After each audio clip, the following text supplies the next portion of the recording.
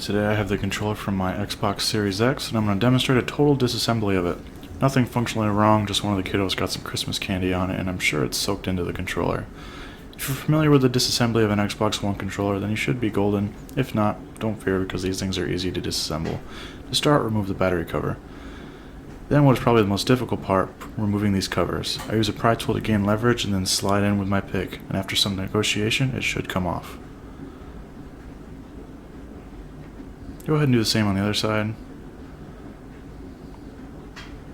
And then remove the 5 Torx screws from the rear of the controller. The faceplate should now just lift right off.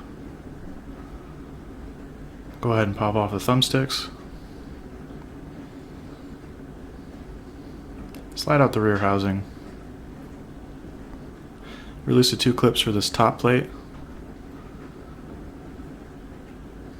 And then release a single clip on each side of the bumpers.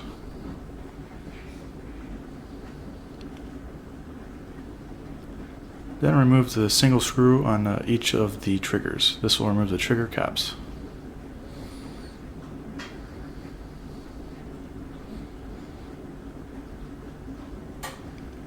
Go ahead and disconnect these 2 cables.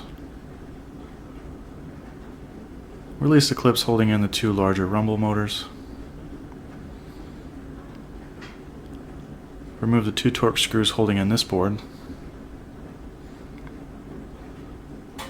And if you haven't already, release this retainer and then take out the D-pad.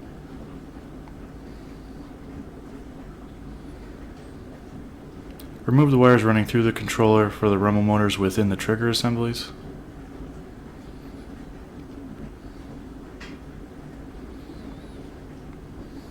You can pop this board off now.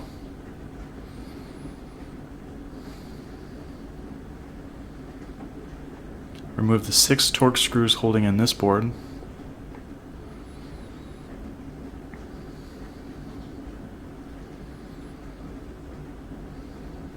And this board is now free to come out.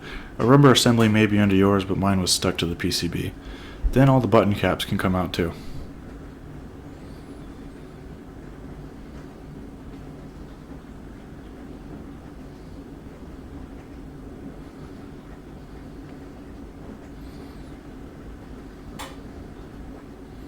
And now you're left with a skeleton.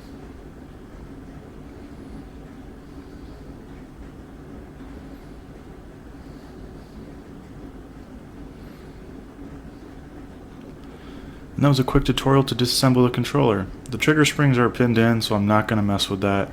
If you found this helpful, then I hope to have earned your subscription. I do lots of various works on electronics, so if that interests you, then I hope you're going to join me on the next one.